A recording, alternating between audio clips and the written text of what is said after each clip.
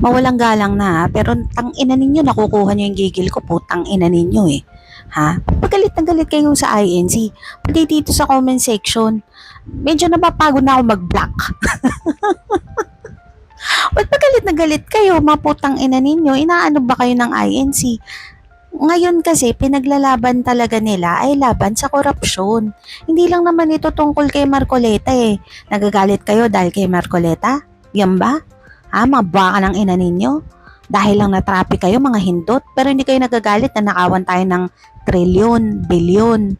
Ha? Kapag kayo may pera kayo sa bangko, yung pera ninyo, hindi na siya secured.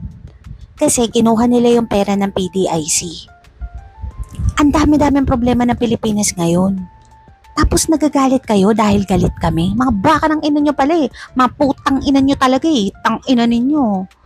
Ganda-ganda ng araw ko ngayon, mga baka ng ina ninyo. Pinapainit nyo na naman yung ulo ko, hindot.